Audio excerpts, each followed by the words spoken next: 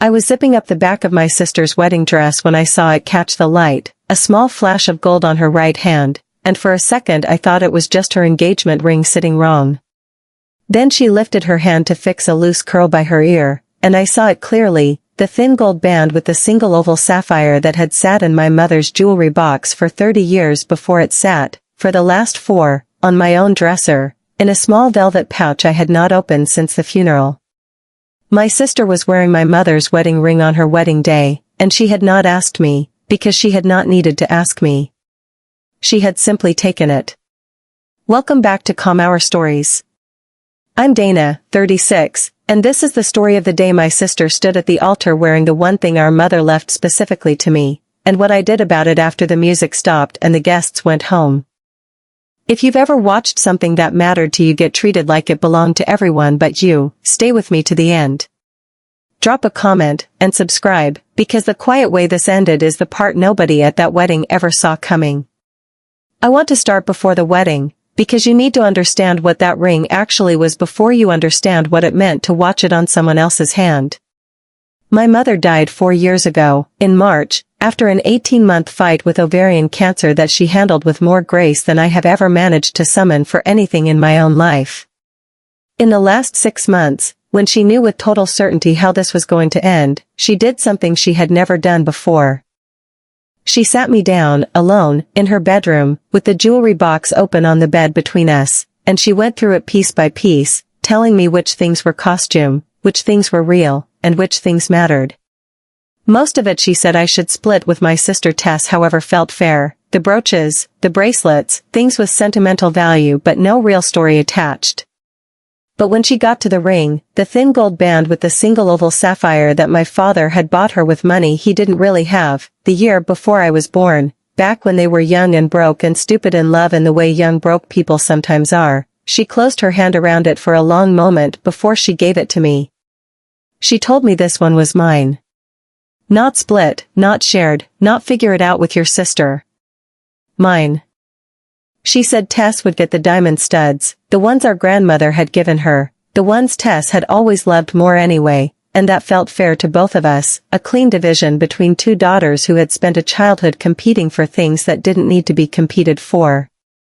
She told me why, too, and I have never repeated this to Tess, because I didn't think it was my job to make my sister feel smaller in the wake of our mother's death than she already felt.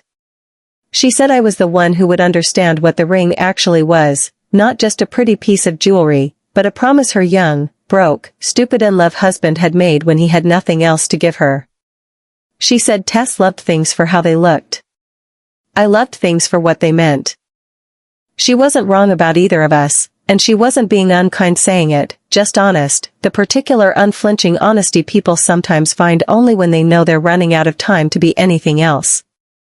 I put the ring in a small velvet pouch the day after the funeral and I put it in my jewelry box and, for 4 years, I did not wear it. I want to be honest about that, because it matters later. I never wore it. Not once. Not to weddings, not to holidays, not even alone in my apartment trying it on in front of a mirror the way you do with things that feel too significant to touch carelessly. I kept it because it was hers, and because the thought of losing it, or scratching it, or somehow diminishing the one thing she had specifically, deliberately given to me felt unbearable in a way I never fully explained to anyone, including myself. It sat in its pouch, in a drawer, untouched, the way some grief sits untouched because moving it feels like moving the person who's gone. Tess and I have always had a complicated, loving, exhausting relationship, the kind 2 sisters develop when one of them, me, was born organized and cautious, and the other, her, was born luminous and impulsive and somehow always the one people remembered fondly at parties. I am not saying this with resentment, not really, or at least not anymore. I have made my peace with being the sister people call when something needs fixing and not the sister people call when something needs celebrating. Tess got engaged to a kind, steady man named Marcus 18 months after our mother died, and I watched her plan her wedding with the same luminous, impulsive energy she brings to everything, color schemes shifting monthly, venues booked and unbooked, a guest list that ballooned and shrank and ballooned again. I helped where I could, the way I always help, quietly, in the background, paying for things I never mentioned paying for, the same way I had once paid for a venue I never announced either. I was her maid of honor, which meant I was in the room getting ready with her the morning of the wedding, in a hotel suite full of hairspray and mimosas and 4 bridesmaids in matching robes, helping her into a dress that had cost more than my car payment for the year. I was the one zipping the back of that dress when I saw the ring catch the light on her hand, and in the strange, slow-motion way your brain sometimes processes something it isn't ready for, it took me almost 10 full seconds to understand what I was looking at. I stood very still behind her, my fingers still resting on the zipper pull at the small of her back, and I made myself look again, carefully, the way you double-check something you desperately hope you've misread. It was not a mistake. It was not a similar ring, not a different oval sapphire, not some new piece Marcus had bought her that happened to resemble our mother's. I knew that ring the way you know the back of your own hand, every scuff and worn edge of it, the slightly loose setting that had always needed a jeweler's attention our mother never got around to scheduling. It was my mother's wedding ring, sitting on my sister's right hand, on her wedding day, glinting under the hotel suite's bright vanity lights. I finished the zipper. I want you to understand that detail, because it tells you everything about who I am and how the story actually unfolded. I did not gasp, did not say anything, did not stop what I was doing to demand an explanation in front of 4 bridesmaids and a wedding photographer who had just walked in to capture candid getting-ready shots. I finished the zipper, smoothed the fabric at her shoulders the way a maid of honor is supposed to, and I said, in a voice that came out steadier than I expected, "You look beautiful, Tess." And she did. She looked beautiful, and she looked happy, and some complicated, generous part of me was genuinely glad of that even as another part of me was doing frantic, silent math about how a ring I had not touched in 4 years had ended up on her finger without a single conversation passing between us about it. I didn't ask her in that moment.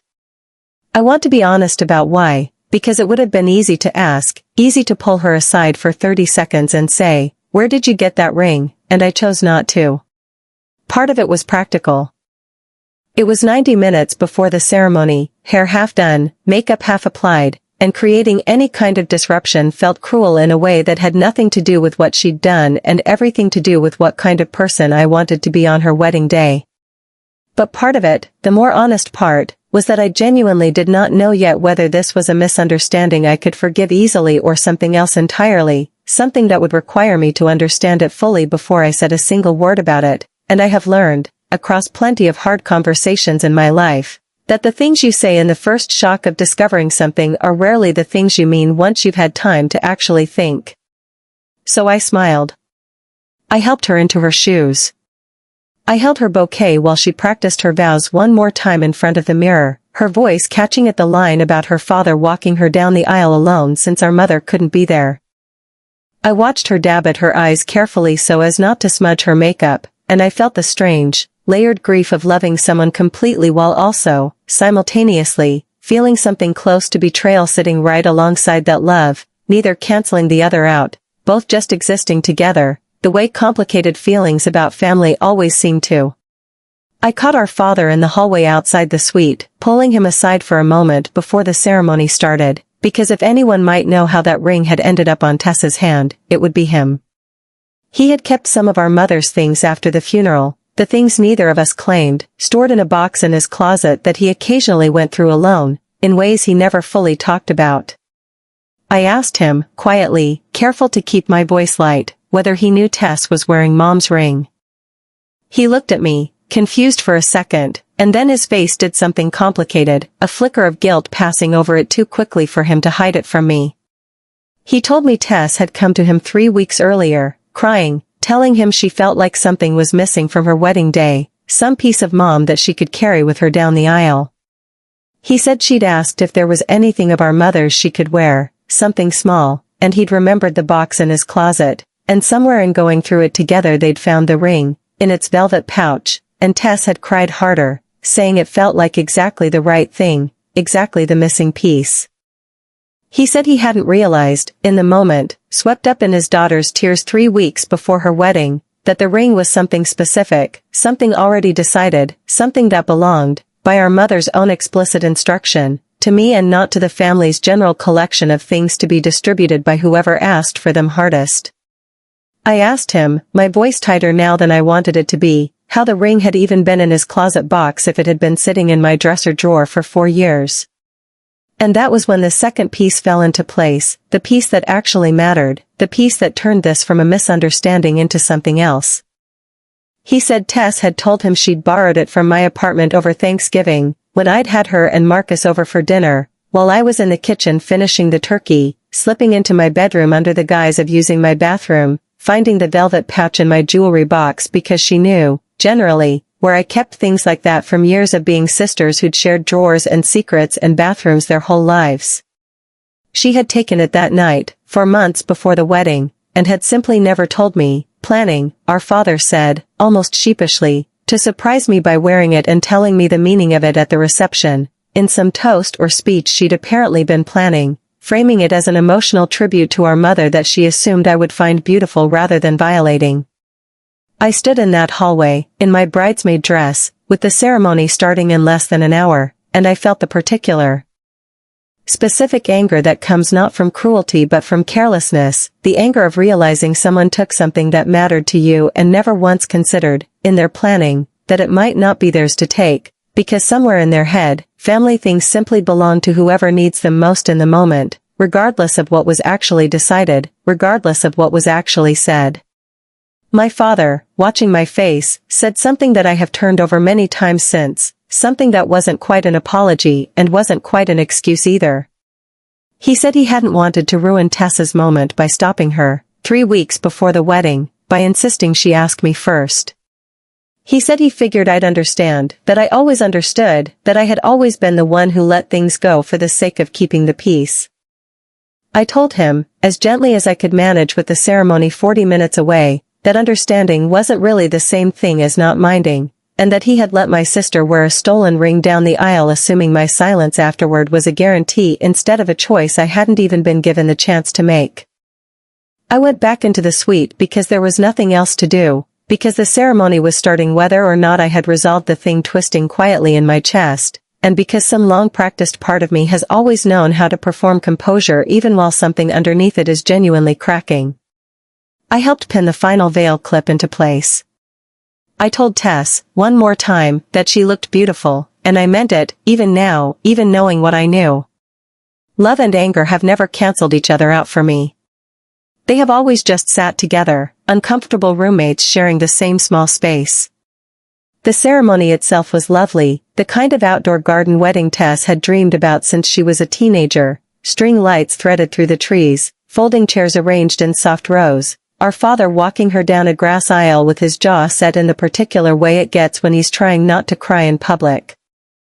I stood at the front beside the other bridesmaids, holding my bouquet, watching my sister recite vows to a man who clearly adored her, and I felt, even through everything, a genuine swell of happiness for her, the uncomplicated kind that exists separately from grievance, the kind that reminds you family is rarely just one feeling at a time.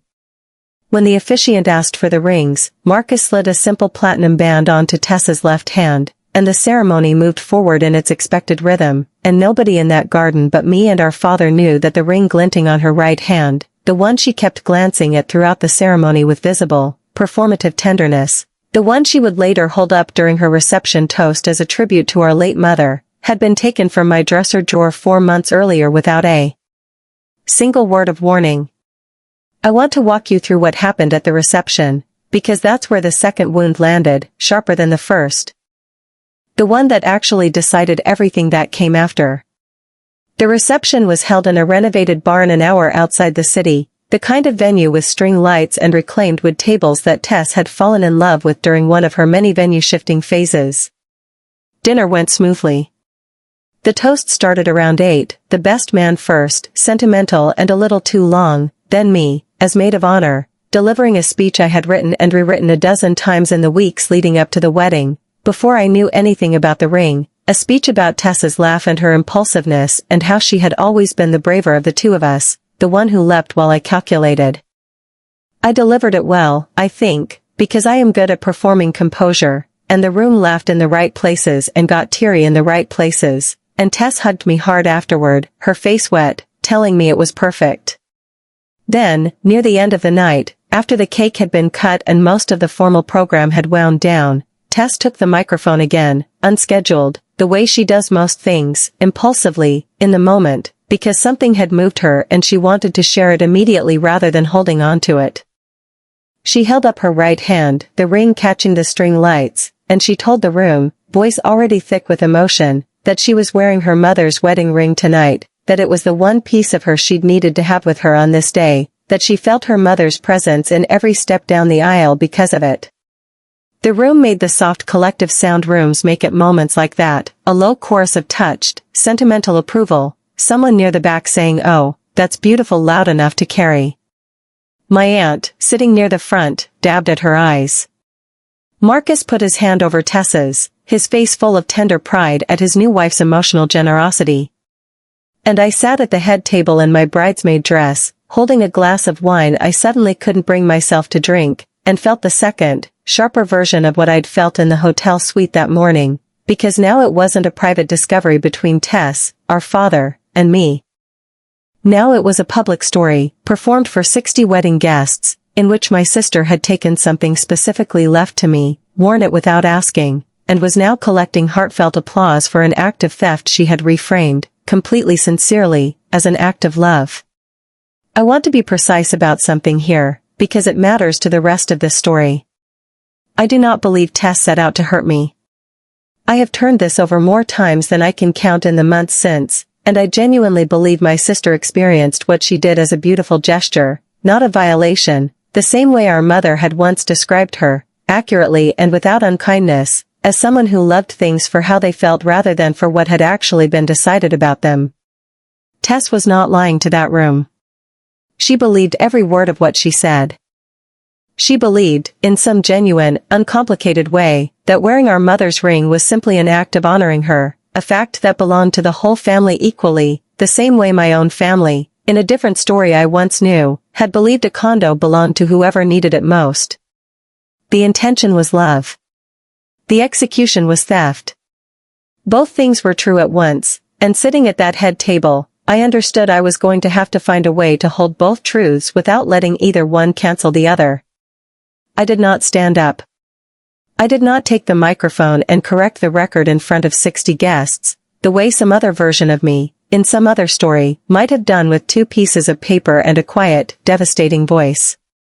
I want to explain why, because the why is the whole shape of this story. Tessa's wedding was not the venue for that reckoning.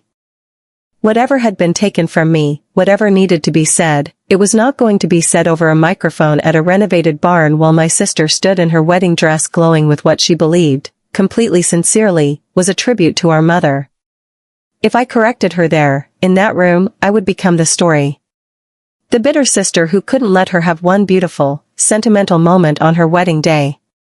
I would be remembered, by 60 people, as the woman who ruined the toast, and Tess would be remembered as the woman who'd simply wanted to feel close to her mother. The math of that room would never come out in my favor, no matter how true my version of events actually was. So I smiled. I lifted my glass when others lifted theirs.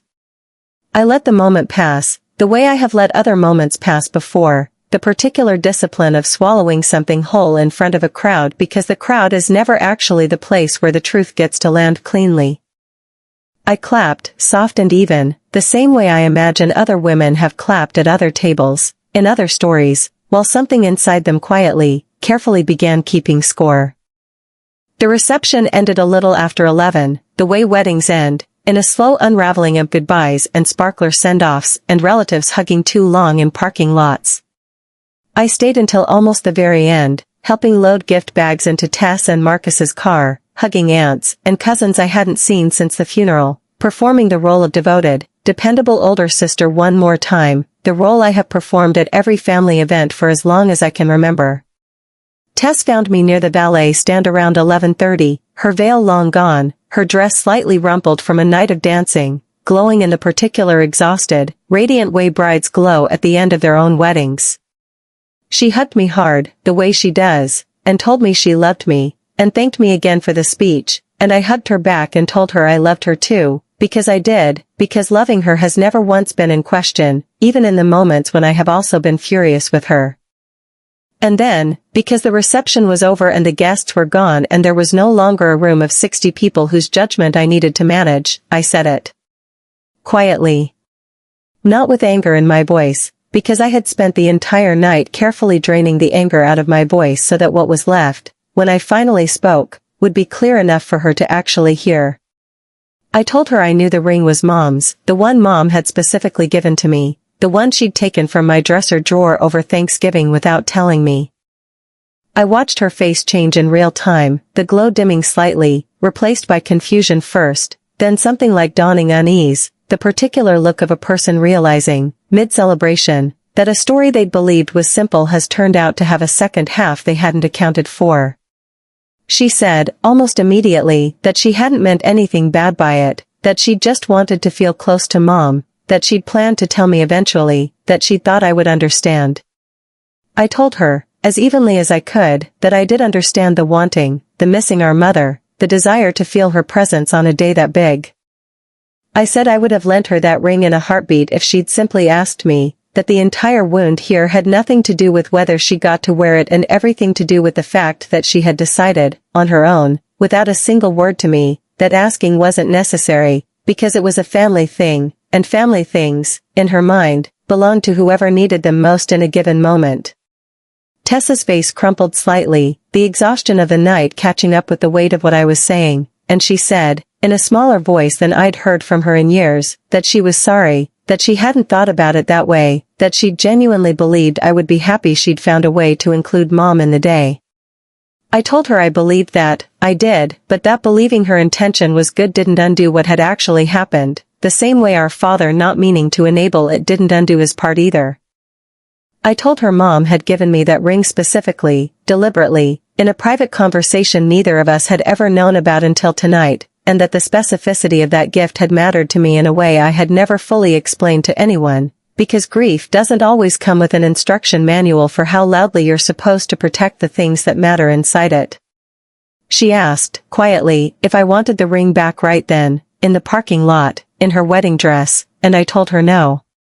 I told her to wear it home, to take it off carefully that night, and to bring it back to me whenever she next saw me, with no rush, no scene, no further performance required from either of us. I told her this wasn't about punishing her on her wedding night. It was about her understanding, clearly, without the noise of a crowded barn or a microphone or 60 witnesses, exactly what had actually happened, so that the story she carried forward about this night included the truth and not just the beautiful, simplified version she'd told the room.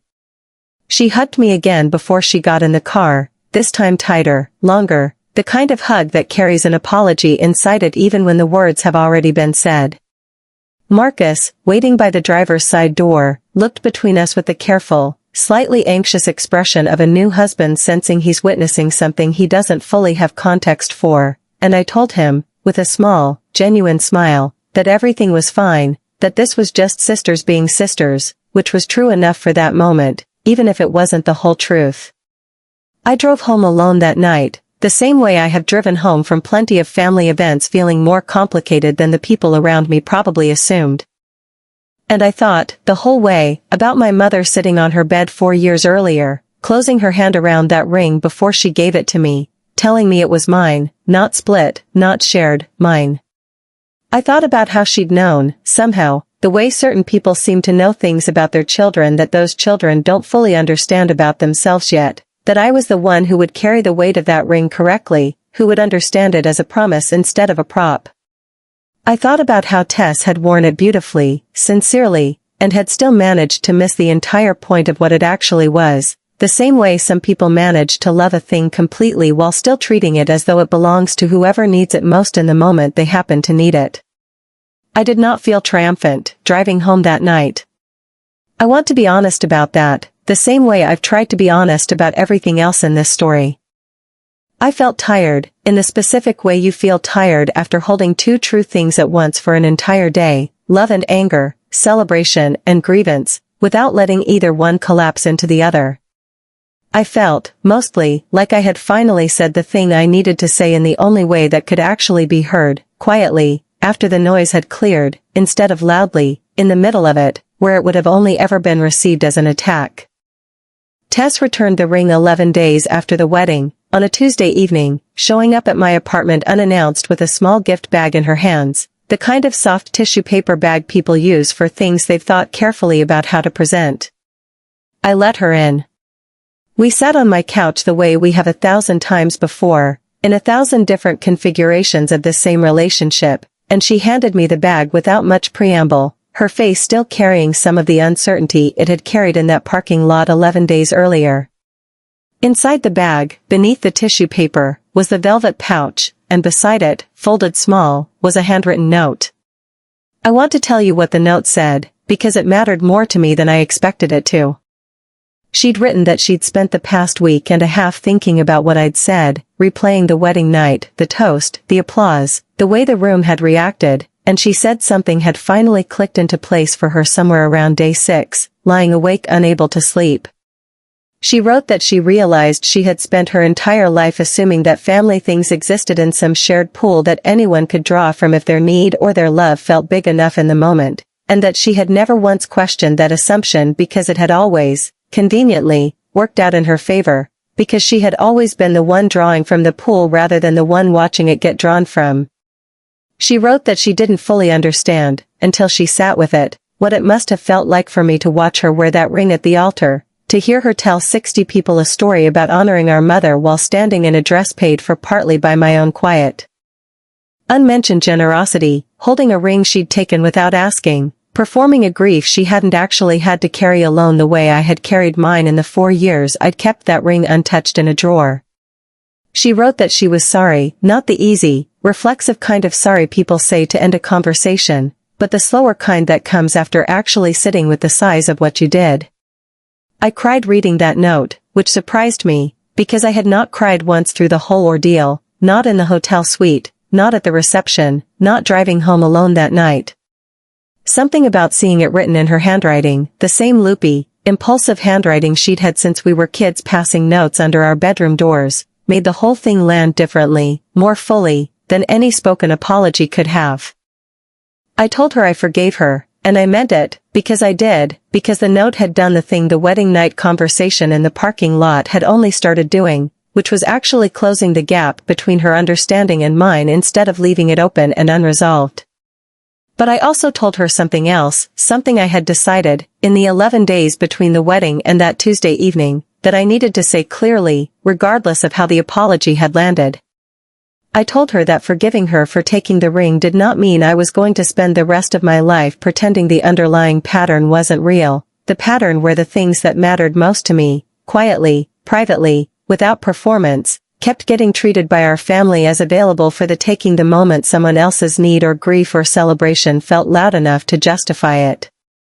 I reminded her, gently, of things she may not have even remembered as connected, the dinner I'd quietly paid for at our father's retirement years earlier, the loan I'd given her and Marcus for their first apartment deposit that had never quite been mentioned again once it was repaid in spirit but not in fact, the dozens of small, unannounced ways I had absorbed cost and effort on behalf of this family without ever once expecting it to be noticed, because noticing had never seemed to be the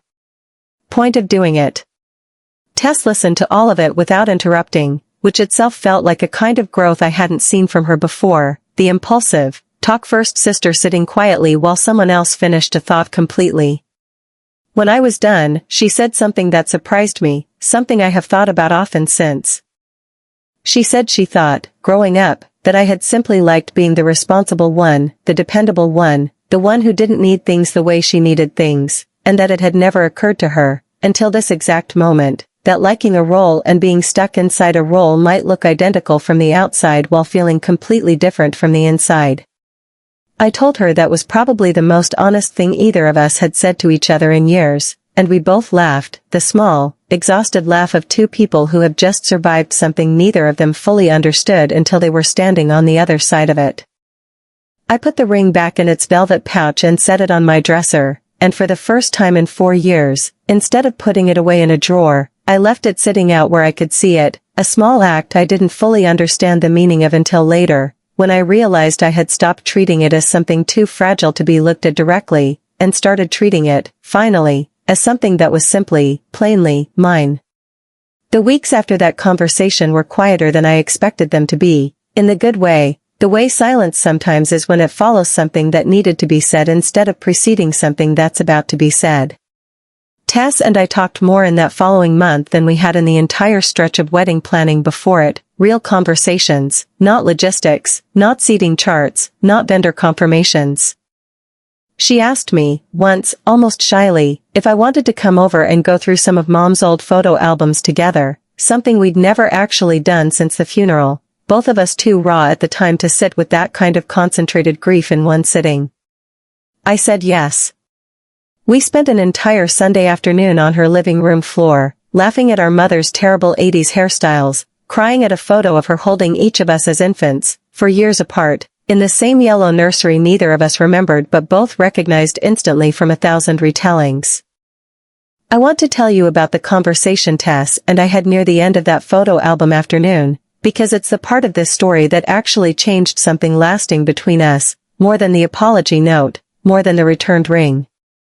We had gotten to the back of one of the older albums, the kind with the sticky plastic pages that yellow at the edges, and tucked into the very last sleeve was a photograph neither of us had ever seen before, our mother at maybe 23, laughing at something off camera, wearing the sapphire ring on her hand, years before either of us existed. Years before our father had any money or any certainty that the life he was building with her would hold. Tess held the photograph for a long moment, studying our mother's young face, and then she said something quiet, almost to herself, that I have not forgotten since. She said she finally understood, looking at that photo, why the ring had felt so important to wear, and also, in the same breath, why it had never been hers to take. She said the ring wasn't really about the object itself, the gold or the sapphire or even the memory of our mother wearing it. It was about the specific story attached to it, a story our mother had chosen, deliberately, to hand to one daughter and not the other, and that taking the object without the story attached to it had been, in its own strange way, a kind of theft even deeper than the literal one, because it had tried to borrow a meaning that had never been hers to borrow. I told her I thought that was exactly right. More precisely right than I had managed to articulate it myself in any of the conversations we'd had since the wedding.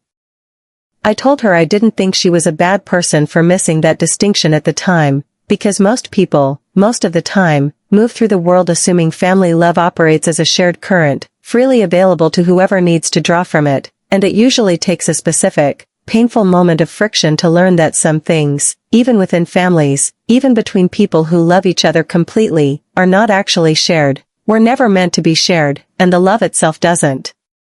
get smaller just because the boundary around a specific thing gets drawn clearly. We didn't solve everything that afternoon, the way stories sometimes pretend big conversations solve everything in one sitting. Tess and I still have our old patterns, the ones built over 36 years of being sisters, the impulsive one and the careful one, the one who leaps and the one who calculates. But something had shifted in how we talked to each other after that, a kind of attentiveness that hadn't been there before, a willingness on her part to ask before assuming, and a willingness on mine to actually say when something mattered instead of quietly absorbing it the way I'd done my whole life and calling that absorption love. About 2 months after the wedding, my father called me one evening, his voice carrying the particular awkward weight of a man who has been working up to saying something for a while and finally decided the moment had arrived. He told me he'd been thinking about that hallway conversation outside the hotel suite, about what he'd said, about assuming I would simply understand and let it go the way I always had. He said it had bothered him more than he let on at the time, the realization that he had built an entire relationship with me around the comfortable assumption that I would absorb whatever needed absorbing so that everyone else's experience of family events could stay smooth and uncomplicated. He said he was sorry for that, not just for the ring specifically, but for the pattern underneath it, the pattern he'd apparently noticed clearly for the first time only because this particular instance had finally been visible enough, painful enough, to force him to look at it directly. I told him I appreciated him saying that, and I meant it, because it is rare, in my experience, for a parent to actually name a pattern like that out loud instead of simply moving past the specific incident and hoping the underlying dynamic quietly resolves itself without anyone having to examine it. I told him I didn't think he or Tess had ever set out to treat me as someone whose feelings mattered less, but that the cumulative effect of being the one who is always assumed to understand, always assumed to be fine, always assumed to absorb without complaint, ends up looking and feeling exactly like that regardless of anyone's actual intentions. He was quiet for a moment, and then he said something that surprised me, given how rarely my father has ever said anything emotionally precise in my presence. He said he thought maybe he'd done that to me because it had been easier than admitting how much he'd needed someone in the family to be the steady one after Mom died, and that he'd never once stopped to ask whether being needed that way had actually been fair to me, or whether I had ever gotten to choose it freely instead of simply growing into the shape the family needed filled. I sat with that for a long time after we hung up, the particular quiet that comes after someone finally says something true about you that you'd suspected for years but had never heard spoken aloud by someone else. I had spent so much of my adult life being the dependable one, the one who paid for things quietly, who absorbed conflict, who let moments pass at receptions and weddings and family dinners because creating a scene never seemed worth the cost of being remembered as the difficult one. I had told myself, for years, that this was simply who I was, a personality trait rather than a role I had been cast into early and had never quite found the moment to step out of. My father's phone call didn't undo 36 years of that pattern in a single conversation. But it named it, clearly, for the first time, and naming things, I have learned, is almost always the first real step toward changing them, even when the change itself takes much longer to actually arrive. I want to tell you about the next family gathering after all of this, because it matters to how the story actually resolved, and because I think it's worth being honest about the fact that healing in families rarely happens in one dramatic scene, the way stories sometimes want you to believe. It happens, more often, in a series of small, almost unremarkable moments where people choose, again and again, to do things slightly differently than they did before, until eventually the new pattern has quietly replaced the old one without anyone declaring a formal ceremony around the change. The gathering was a simple Sunday dinner at my father's house, about 3 months after the wedding, nothing special, no occasion attached to it beyond the ordinary rhythm of a family checking in on itself. Tess and Marcus came, settling into married life with the particular glow of people still new enough to it that every small domestic detail feels worth mentioning, whose turn it is to cook, how they're arranging the furniture in their first apartment together. I came, as I always do, a little early, helping my father set the table, the same role I have occupied at every family dinner for longer than I can remember. What was different, this time, was small, almost invisible if you weren't looking for it. Tess asked, before dinner started, if she could borrow my car for an errand the next week, hers being in the shop, and I noticed, with a small private satisfaction, that she asked clearly, directly, with no assumption baked into the request, the way you ask someone for something that is unambiguously theirs to lend or withhold. It was such a small thing. A car, not a ring, not a condo, not anything with the same emotional weight attached to it. But the shape of the asking had changed, and I recognized, sitting at that table, that this was probably what actual repair looks like in a family like mine, not grand apologies delivered once and then never mentioned again, but 100 small, ordinary moments of someone remembering to ask instead of assume, stacking quietly on top of each other until the new way of being together simply becomes the way things are done. Dinner that night included a moment I hadn't expected, one that closed something in me I hadn't fully realized was still open. My father, near the end of the meal, brought up our mother unprompted, which he rarely does, grief having always made him quieter rather than more talkative. He said he'd been thinking about her a lot since the wedding, about the conversation she must have had with me about the ring, a conversation he'd never known about until that hallway outside the hotel suite. He said he wished she'd told him too, not because he resented not knowing, but because he liked imagining her sitting on that bed, going through her jewelry box one piece at a time, being so deliberate, so careful, about who should have what. He looked at me and said he thought it was very like her, to know exactly what each of her daughters needed without either of us having to ask, to give Tess the thing she'd love for how it looked and give me the thing I'd love for what it meant, and to somehow get both of those decisions exactly right without either of us feeling slighted by the other's gift. At least not until circumstances had complicated something that had originally been simple and clear. Tess reached over and squeezed my hand under the table at that point, and I understood, without either of us saying anything else about it, that we had both arrived, separately and together, at the same understanding of what that ring had actually been about all along. I want to be honest about one more thing before I close this story, because I think it matters to anyone listening who has ever felt like the dependable one in their own family, the one who absorbs and accommodates and quietly keeps things running while everyone else gets to have the louder, more visible feelings. I did not write this story to make Tess look like a villain, because she isn't one, not really. She is impulsive and loving and occasionally careless with things that matter more than she realizes in the moment, the same way I am sometimes too careful, too quiet, too willing to let things go that probably shouldn't be let go so easily. Neither of those is a character flaw exactly.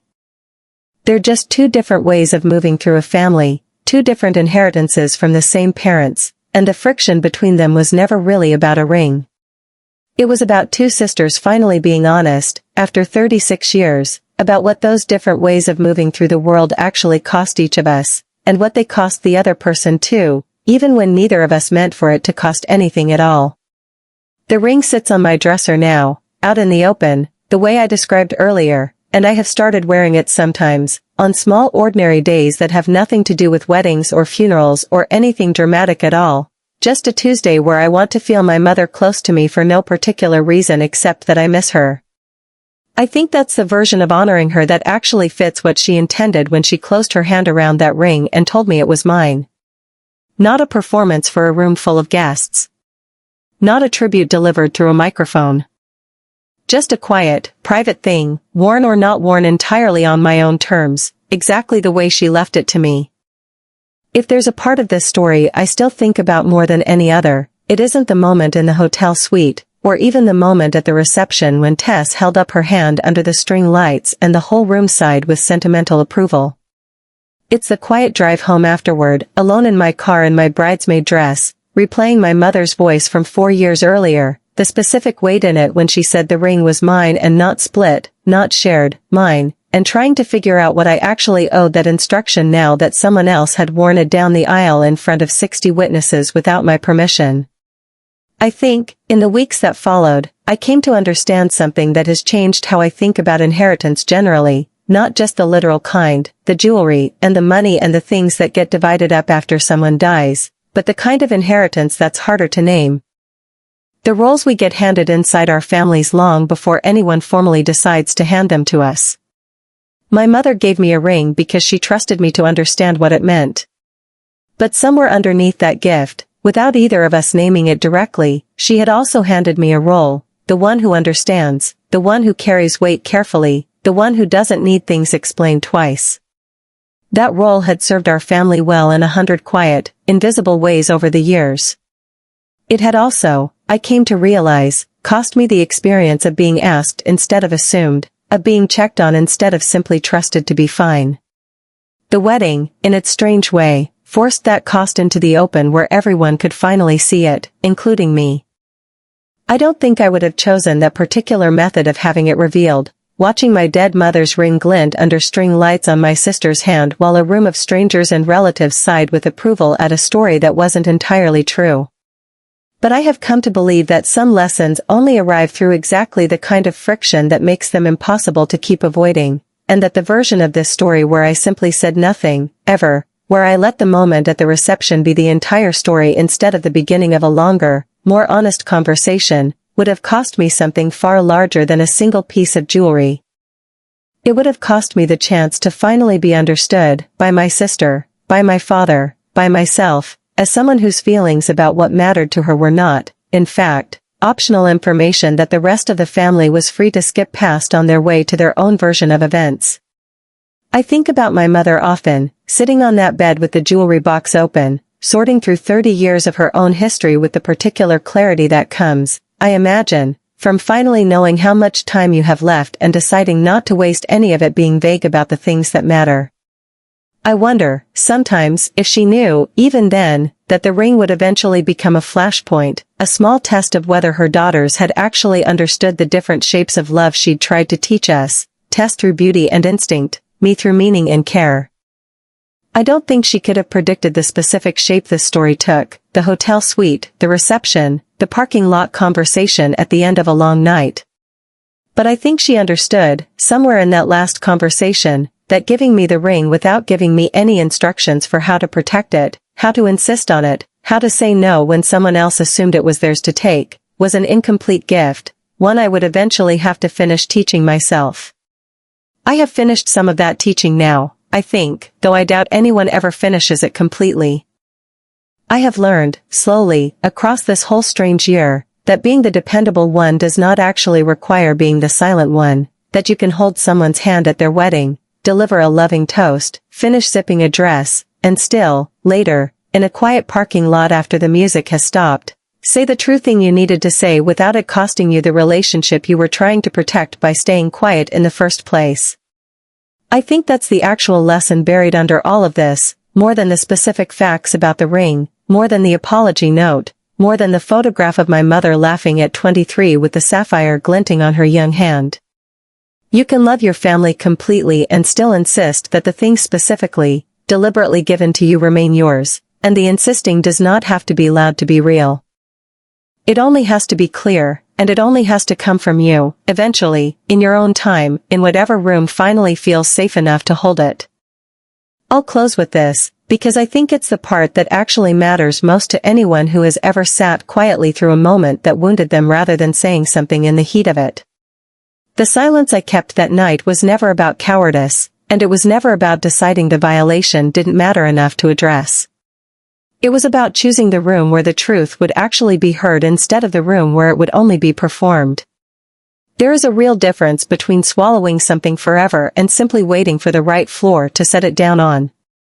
I had spent 36 years assuming those were the same thing, and this was the year I finally learned they weren't. If you've ever loved someone enough to let a moment pass in public so you could say the real thing in private, where it could actually land, you already understand everything this story was trying to say. Tell me in the comments about the thing in your own family that was never about the object at all. And if this reached you, subscribe and stay with us.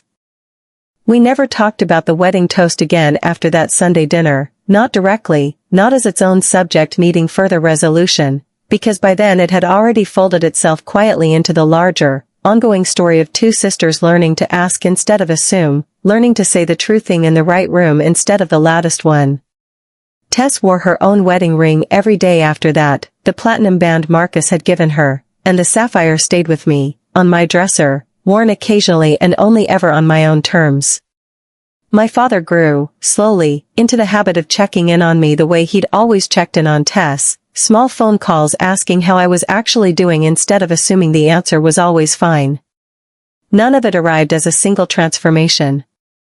It arrived the way most real change arrives in families, in small unremarkable Tuesdays, stacked quietly on top of one loud, complicated Saturday in a barn full of string lights, until eventually the new way of loving each other simply became the way things were, without anyone needing to announce that it had.